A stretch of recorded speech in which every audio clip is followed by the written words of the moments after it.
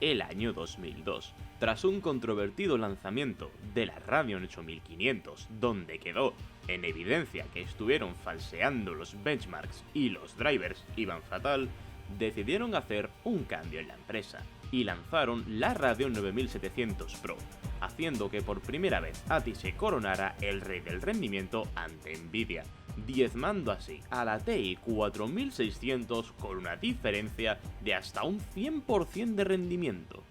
¿Cómo sucedió? Bienvenidos a Historias del Hardware, donde cubriremos piezas de hardware y empresas que han sido relevantes para hacer que el PC sea lo que es a día de hoy. Hoy cubriremos la segunda parte de la historia de ATI, donde veremos sus inicios en el terreno de la aceleración 3D con su serie Rage, la fundación de la serie Radeon y el inicio de la carrera por ser el rey del rendimiento contra Nvidia. Continuamos en 1996, donde la aceleración de gráficos 3D era lo último y Quake era el juego popular del momento. ATI con su serie Mac 64, que ya había sobrepasado el 1.000.000 de chips vendidos, vio que tenía un gran potencial para la aceleración 3D y decidieron hacer una prueba y así fue como nació la Rage 1. Esta era una Mac 64 en especificaciones de hardware que se le añadió capacidad de aceleración 3D. Desgraciadamente, no era una digna competidora de la Voodoo de 3DFX. La Rage 1 solamente estuvo en un único modelo, la ATI Expression, que sustituía a la misma que tenía una Mac 64 original. Sin embargo, no fue hasta 1997 cuando calaron en el terreno de la aceleración 3D con la ATI Rage 2. Esta era otra Mac 64, pero esta vez estaba completamente rediseñada y optimizada para la aceleración 3D y 2D.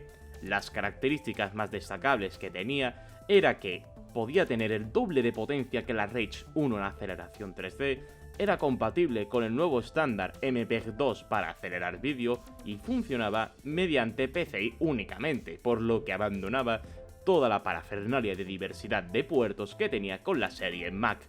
Además, tenía soporte para acelerar gráficos en el ámbito profesional en OpenGL y en el ámbito ingenieril con los drivers Heidi para AutoCAD. Era compatible con todos los sistemas operativos en 1997, es decir, Windows, Mac, Linux y el olvidado sistema operativo de IBM, el OS2. De esta serie salieron las gráficas tales como la 3D Expression Plus y alimentó los gráficos de ordenadores icónicos como el primer iMac de Apple. Aquí tengo que hacer una pausa y aclarar una cosa de la primera parte de las historias del hardware de ATI. Si habéis estado atentos a la captura que pasé de Wikipedia de esa parte y os fijáis en los modelos que puse, veréis que la Mac 64 está subdividida en familias. No todas salieron específicamente en 1994 tal y como pudiera parecer. Estáis viendo que ando hablando ahora de que si Rage en sus primeras versiones era una Mac 64 tuneada, que si además menciono modelos que agrupé con la Mac 64 original, y esto creo que puede generar confusión entre algunas personas, así que lo explico rápidamente. Sí, salieron en 1994, pero la familia se fue ampliando hasta principios de 1996, y aunque ATI llamaba a estas tarjetas las Rage 2, su nombre técnico es Mac 64 GTB, por lo que podemos considerar la Rage 2 como el camino transitorio definitivo entre la serie Mac y Rage, y por tanto, tarjetas de la familia GTB pueden ser clasificadas como de la serie Mac 64 como de la serie Rage 2. Continuando con la historia del hardware, ATI en el mismo año se expandió en Europa, fundando varias sedes, y a partir del nacimiento de la Rage 2, fueron retocando el núcleo añadiéndole características extra como canales alfa de transparencia, iluminación especular y una reconfiguración del motor de polígonos basados en triángulos, naciendo así dos tarjetas, la 3D Rage Pro y su variante barata, la Rage 2C. Ambas se diseñaron teniendo en mente el puerto AGP y todas las nuevas tecnologías que ésta incluía. Sin embargo, tuvo una barrera importante. Estas tarjetas no tenían buen soporte de OpenGL, por lo que acabaron condenadas, en especial la Rage Pro, a que fueran peor que la Voodoo 2 y la Riva 128 en juegos. También cabe mencionar a la serie Rage LT y Rage LT Pro, que eran las versiones para los portátiles de las Rage 2 y Rage Pro respectivamente. Por un lado, la Rage LT compartía todas las características de la Rage 2 y le añadía un avanzado sistema de gestión del consumo eléctrico para las pantallas LCD de estos equipos y así poder mejorar su eficiencia. Por otro lado, la Rage LT Pro estaba enteramente basada en la Rage Pro, pero añadía una serie de características que la hacía una maravilla tecnológica. Fue la primera GPU de portátil en usar el puerto AGP. Tenía una nueva tecnología llamada Filter Retiomatic Expansion que permitía ajustar automáticamente las imágenes a pantalla completa sin los horribles problemas derivados de escalar las imágenes fuera de la resolución nativa del portátil, e integraba un chip llamado ATI Impact TV2 Plus, que permitía en un único chip soportar múltiples pantallas y manejar hasta 2 pantallas con diferente frecuencia de refresco. Toda una proeza en 1997.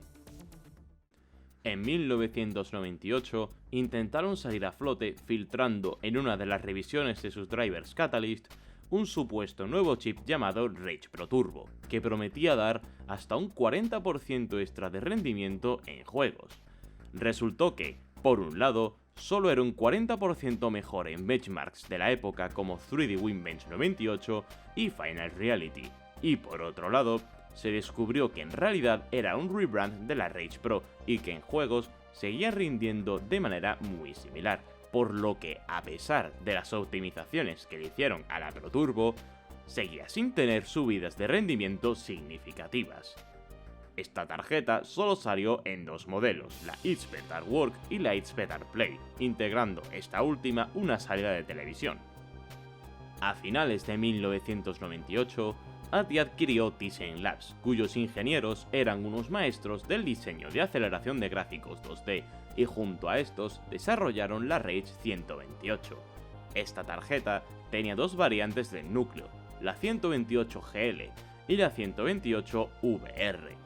Ambas compartían las mismas características que los chips Rage predecesores, pero añadía la opción de una doble tubería de renderización, es decir, que por cada hercio del reloj producía 2 píxeles de imagen 2D y daba un excelente rendimiento en el modo de color de 32 bits.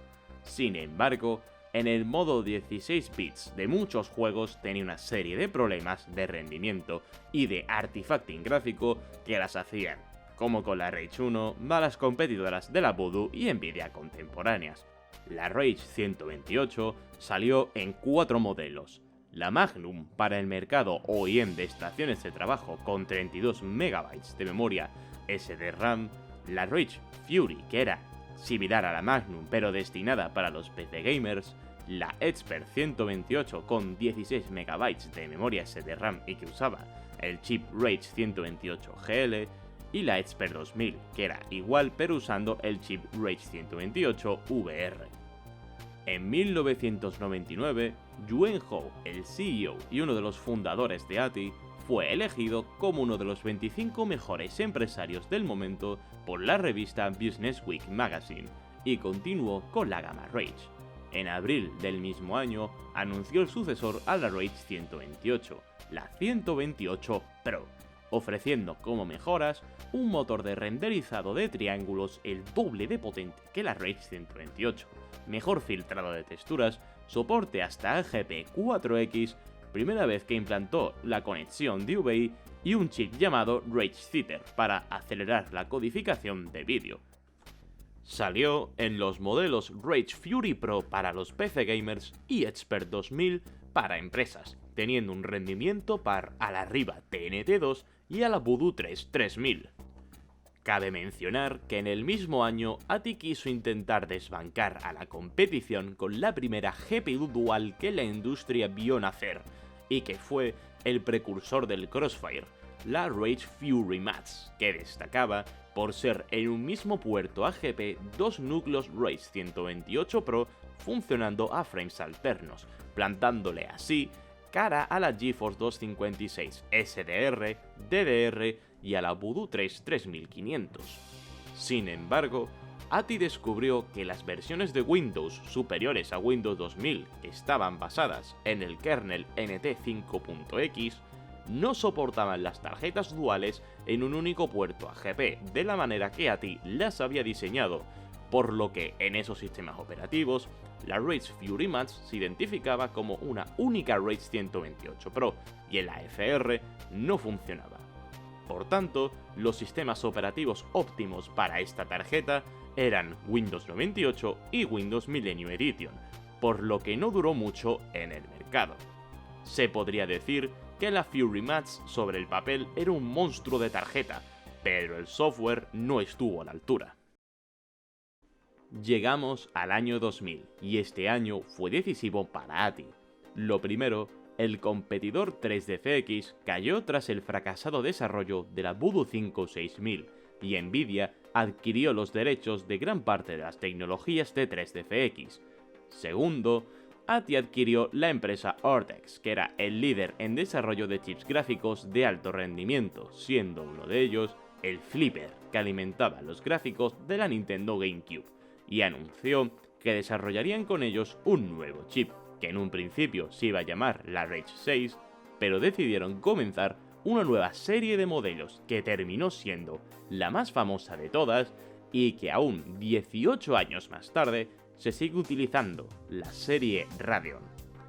Por último, Yuen Ho abandonó su puesto de CEO para relegárselo a David E. Orton tras la compra de Ortex y él pasó a ser el chairman de la empresa.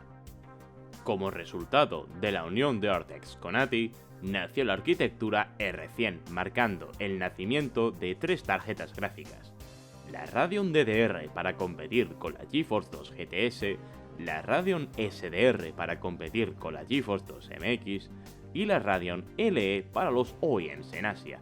La arquitectura R100, aparte de ser de las primeras en tener soporte de DirectX 7.0, introdujo una tecnología de renderizado 3D pionera llamado HyperZ, una tecnología primitiva de Occlusion Culling que se convirtió en el camino a seguir para las futuras mejoras gráficas y fue la primera en sacar provecho de la optimización que podía dar si se sacara ventaja del Z-Buffer, por lo que eso hizo que destacara por encima de la GeForce 2 GTS en DirectX 7. La Radeon DDR podía venir con hasta 64 MB de memoria DDR, bastante más rápida que la memoria SDRAM, podía correr a 183 MHz y en algunos modelos añadía vivo otra tecnología que permitía a la tarjeta recibir y enviar señales de vídeo similar a lo que tenía la Solid Wonder. Por otro lado, la Radeon SDR, aunque duró poco en el mercado, era de núcleo igual que la Radeon DDR, pero venía con 32 MB de memoria SDRAM, por lo que estaba severamente limitado en velocidad de VRAM, pero aún así era bastante mejor que una GeForce 2 MX. Para acabar, la Radeon LE tiene una historia interesante. La produjo una empresa llamada Athlon Micro, y son Radeon DDR que han salido con defectos de fábrica, que decidieron dejarlas para ordenadores preconstruidos en Asia, y cuenta con las siguientes características: menor frecuencia de reloj, hasta 32 MB de memoria DDR, y el HyperZ lo tiene desactivado a nivel de software, que aunque eso daba la posibilidad de habilitarlo otra vez por software, no se podía garantizar que funcionara al 100%, era una lotería.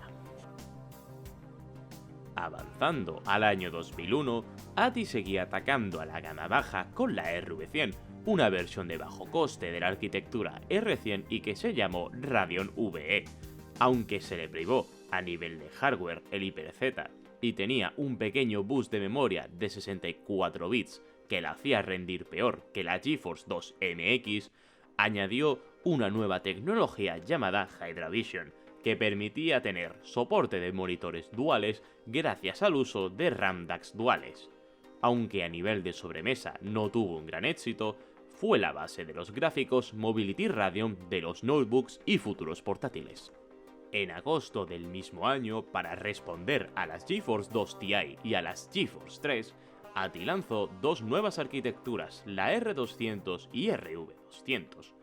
Comenzando por la RV200, esta era básicamente la arquitectura R100 reducida de litografía, que permitió, junto con una serie de retoques, que pudiera ir a mayor frecuencia del reloj y que pudiera operar de manera asíncrona a la RAM del sistema, reduciendo la latencia de carga.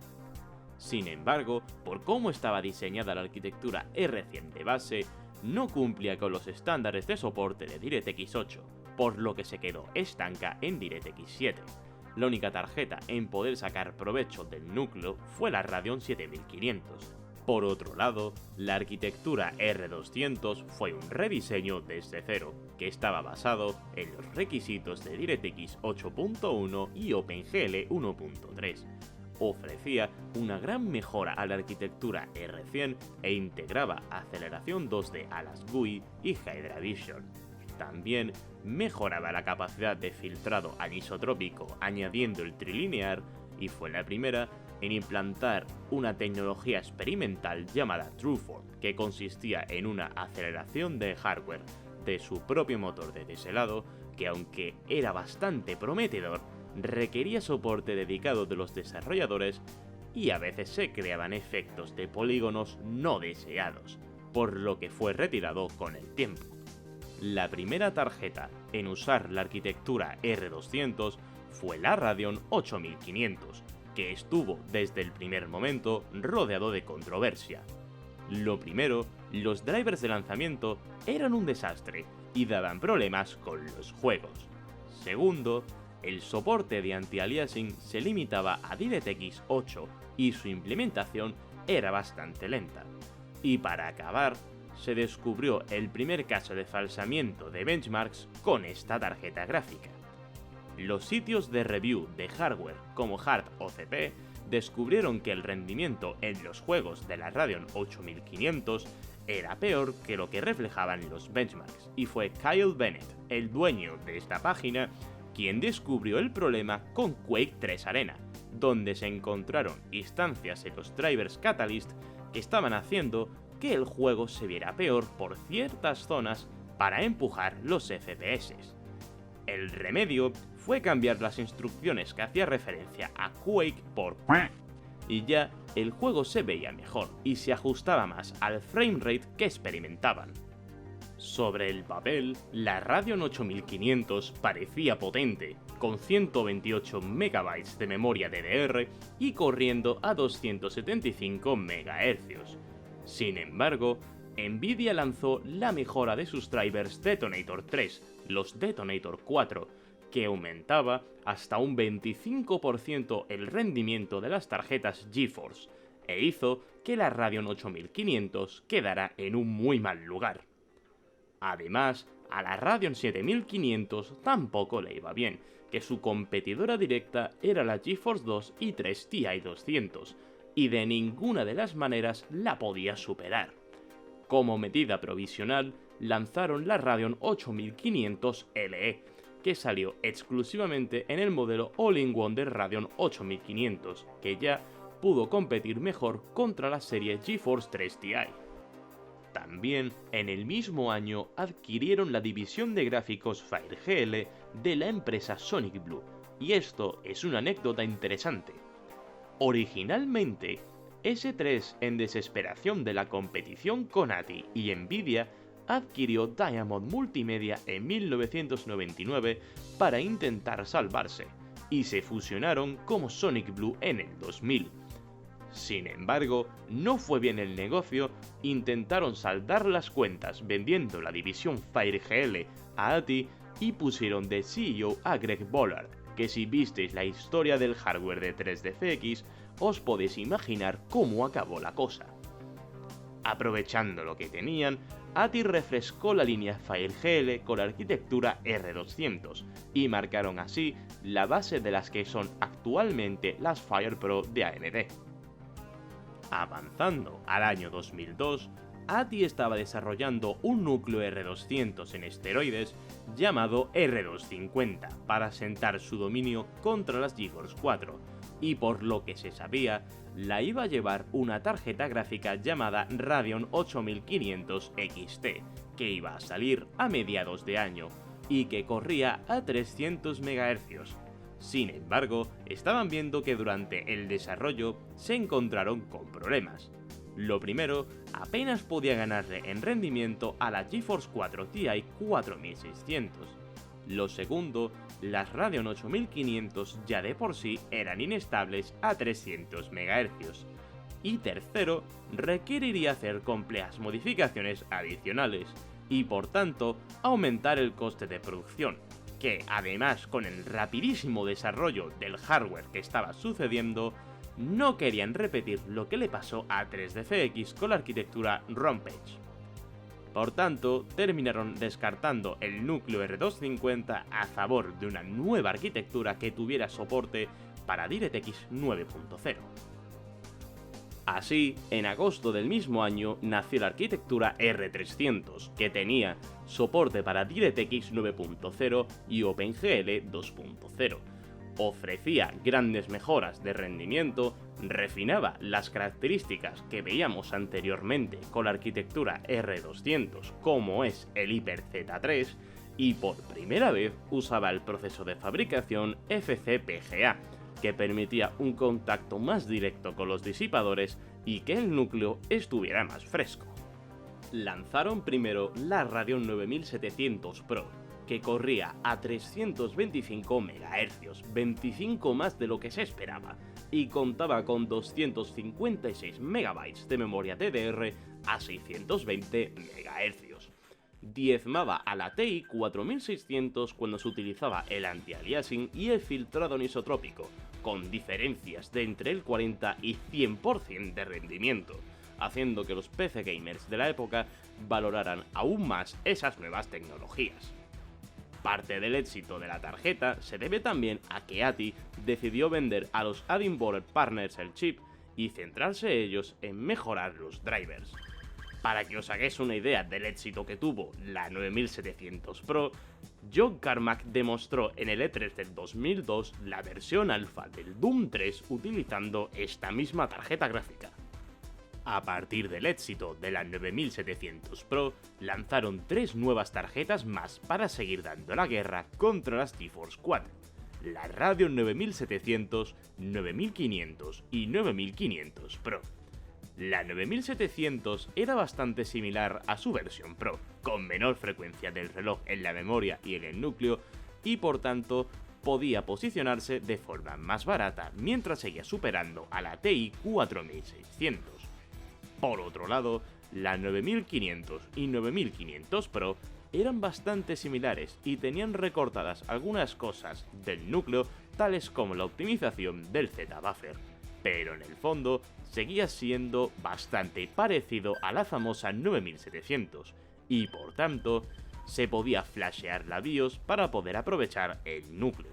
Estos dos modelos eran los que daban menos beneficios a ATI, que solo las lanzaron como medida de acaparar mercado para las navidades del 2002, por lo que no duraron mucho tiempo.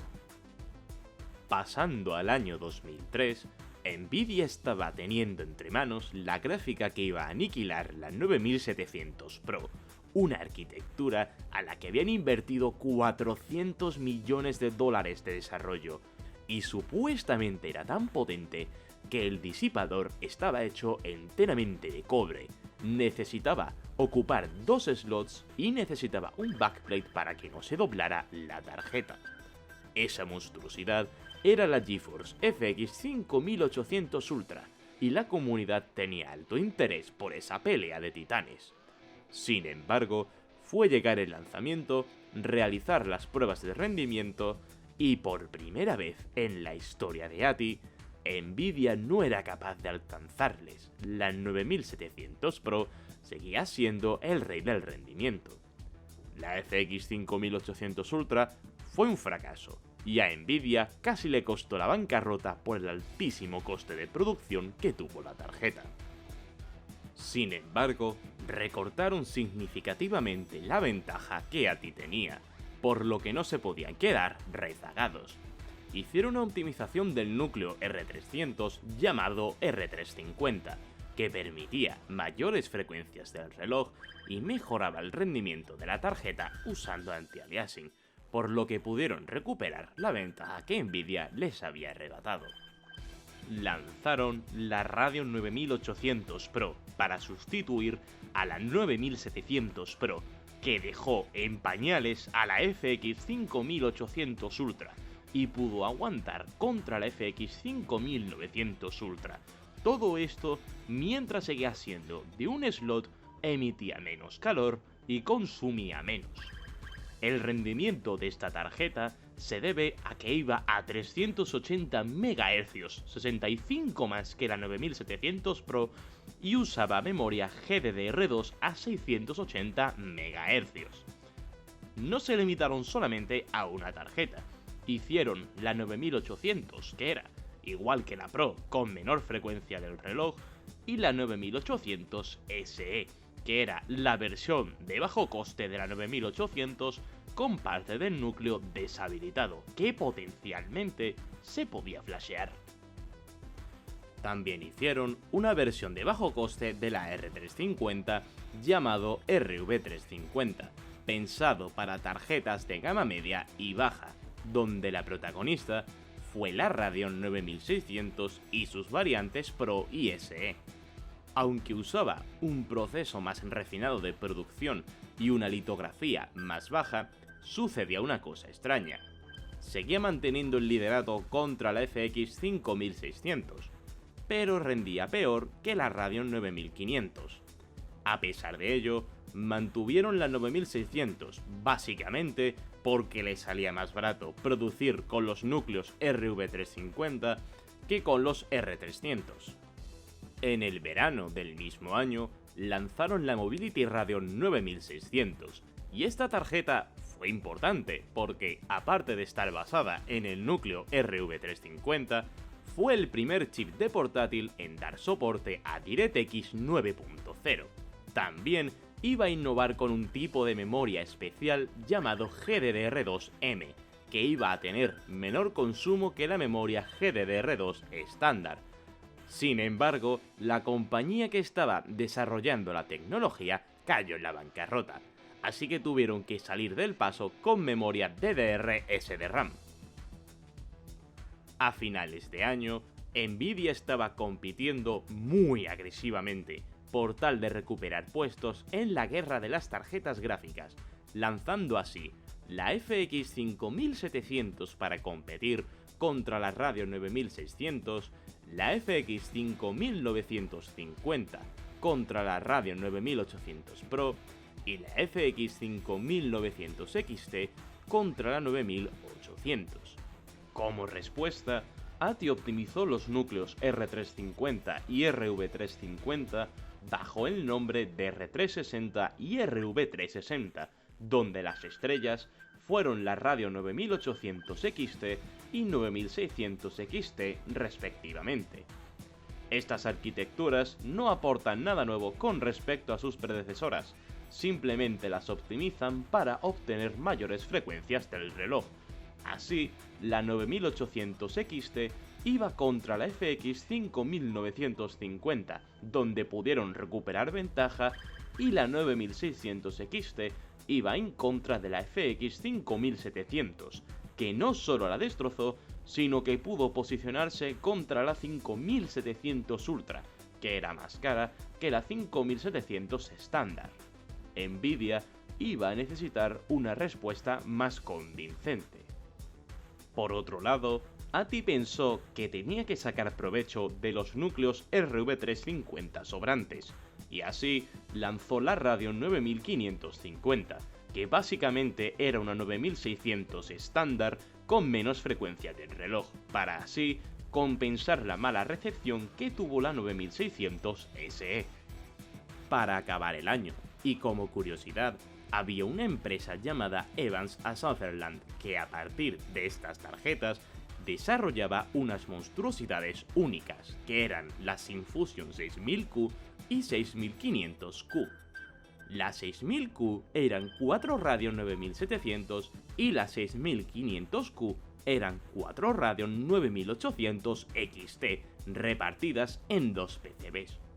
Aunque a más de un entusiasta le hubiera gustado tener alguna de estas tarjetas, no estaban disponibles en el mercado de consumidor y estaban enfocados para fines militares y comerciales, como podrían ser los simuladores de vuelo. Precipitándonos al año 2004, ATI decidió experimentar con los procesos de 110 nanómetros y 130 nanómetros Low-K, un proceso especial en el que si se combina el dióxido de silicio con ciertos materiales, se puede conseguir bajar el constante dieléctrico y por tanto ir subiendo la frecuencia del reloj usando el mismo proceso. Diseñaron así la RV370 en el proceso de 110 nanómetros y la RV380 con el proceso especial de 130 nanómetros, naciendo así las Radeon X300 y X600 respectivamente. También fue el año en el que debutaron los puertos PCI Express, así que tenían la interfaz perfecta para probar estos nuevos chips.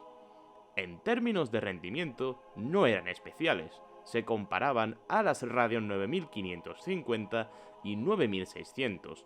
No fue un comienzo de año tan espectacular como el anterior, y aunque está bien experimentar con nuevos procesos de fabricación, no se podían relajar demasiado. Su mayor rival había lanzado la serie GeForce 6, y dio un salto en rendimiento tan grande que dejó obsoleto a su propia línea GeForce 5 FX y a las Radeon 9000. La tarjeta que estaba llevando la voz cantante era la 6800 Ultra, y dejó el listón bien alto.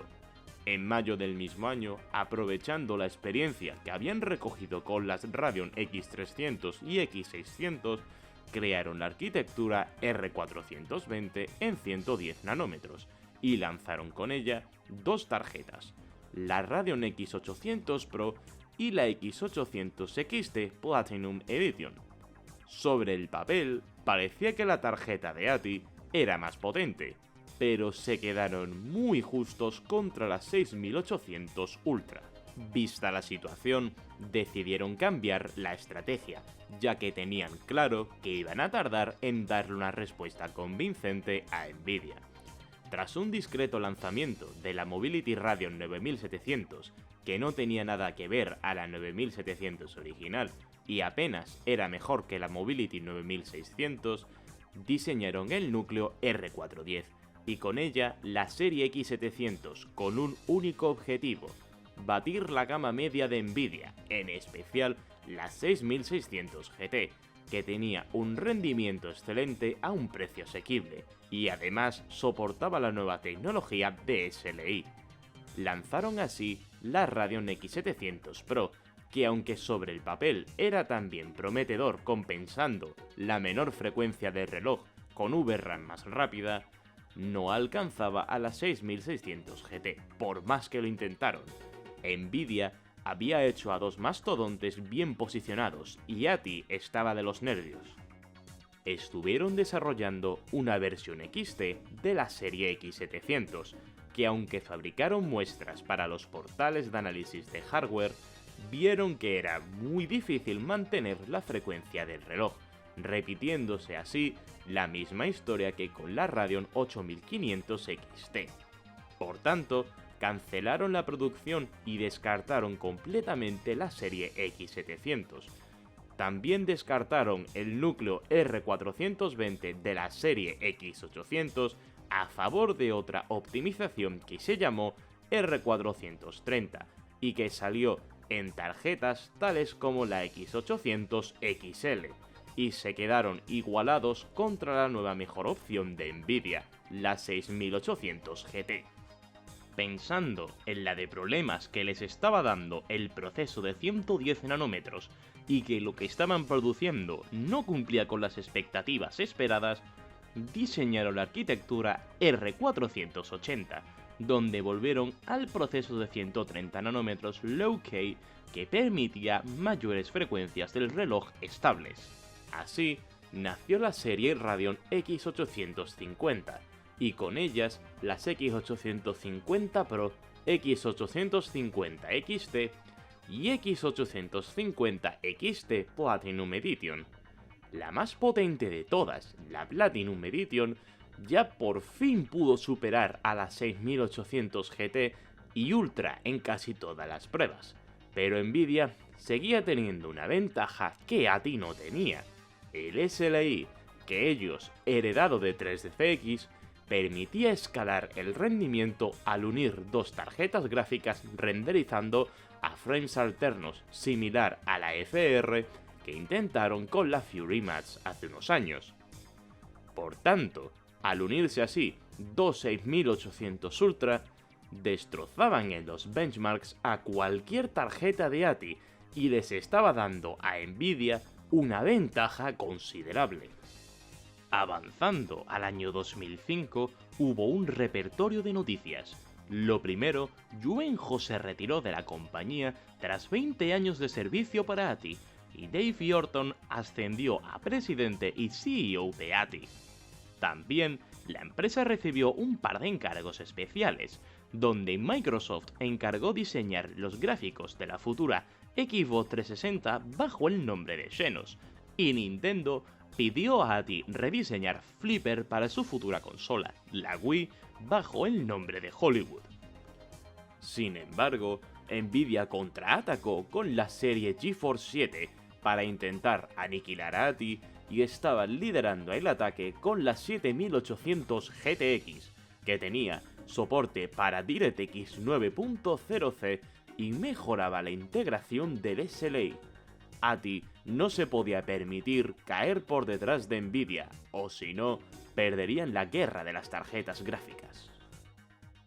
Y hasta aquí la segunda parte. Han sucedido un montón de cosas en 5 años, y este tema de la guerra de las tarjetas gráficas es muy interesante de ver cómo en tan poco tiempo ha podido evolucionar el PC Gaming, y cómo de generación en generación daban saltos muy grandes en la innovación y rendimiento. Para la tercera y última parte, veremos si sale ATI de la tunda de la serie GeForce 7, veremos la monumental adquisición de ATI por AMD, veremos además cómo el juego Crysis perfiló la guerra de las tarjetas gráficas y veremos la última arquitectura que ATI diseñó, la TeraScale. Espero que este vídeo os haya sido fascinante tal y como es este tema para mí. Dejadme en los comentarios vuestras dudas y opiniones, suscribiros si no queréis perderos futuro contenido y nos vemos a la próxima.